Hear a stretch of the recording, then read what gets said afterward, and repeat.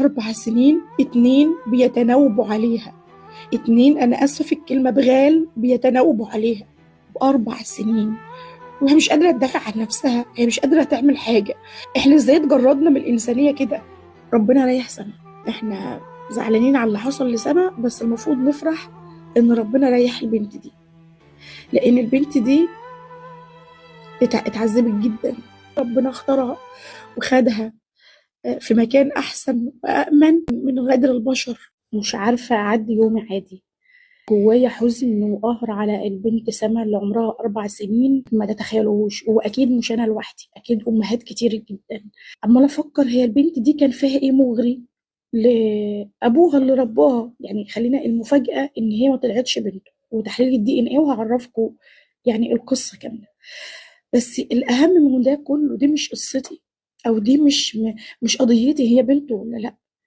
الأب اللي ربى يعني تعتبر بنته، هو اعتدى عليها وهو عارف إن هي بنته، والجد اعتدى عليها وهو عارف إن هي حفيدته.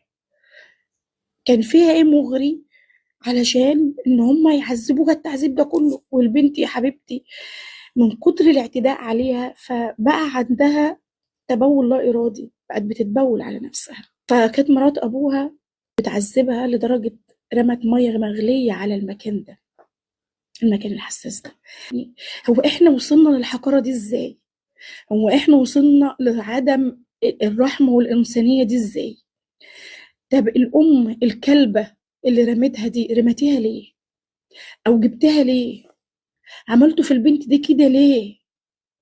هي ارتاحت من العذاب اللي هي فيه، بس ليه ده يحصل؟ احنا ليه بقينا نتصرف افظع من الشيطان واقوى من الشيطان؟ شركاء القضيه دي او الجريمه دي مش 3، مش اللي هو الاب اللي هو رباها، او الجد اللي هو المفروض كان جدها، او مرات الاب اللي هي رمت عليها ميه مغليه. ده امها اللي رمتها، والجيران اللي كانوا عارفين ان البنت بتتعذب وكانوا ساكتين. محدش يقول لي ايوه خلاص المبرر او اللي عشان نقتنع بيه ان هو طلع مش ابوها. القصه ان الراجل ده كان متجوز من حوالي 4 سنين عرفي من واحده من محافظه تبع القاهره، وطلقها مشي وسابها.